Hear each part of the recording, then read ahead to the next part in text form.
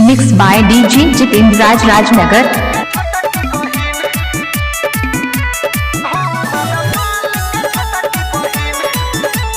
Music by Vikesh भोजपुरिया।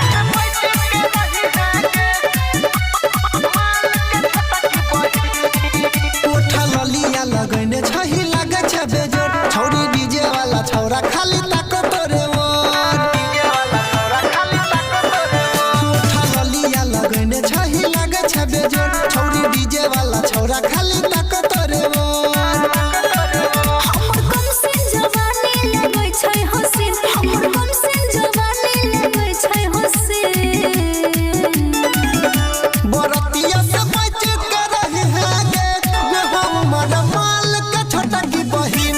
बरतिया से बच के रही है गे हमर माल के छोटा की बहिन। ज्ञान रिकॉर्डिंग स्टूडियो जनकपुर नेपाल।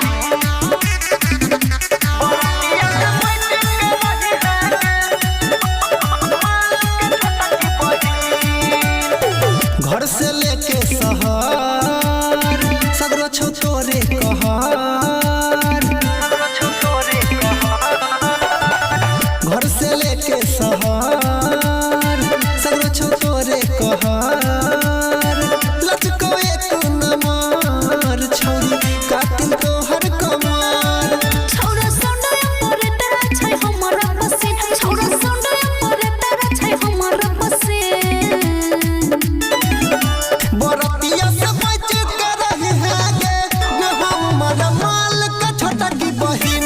बरतिया से बच के रही मिक्स बाय डीजे जितेंद्र राज। माल के छोटा की बहिन। मिक्स बाय डीजे जितेंद्र राज।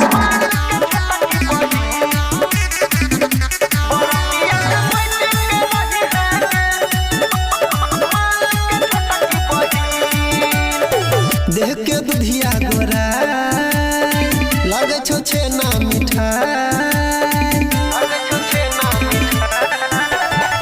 देह के दुधिया गोरा लगे छो छेना मिठाई। अनिल मुकेश भगत तोरा छोड़तौ नहीं आए। केकरो से जतबै बने अपन जमीन, केकरो से जतबै बने अपन जमीन। डीजे जितेंद्र राज के बाद राजनगर। हमर माल के छोटा की बहिन। बरतिया से बच के रही है गे हमर माल के छोटा की बहिन। Mix by DJ Jitendra Raj Rajnagar.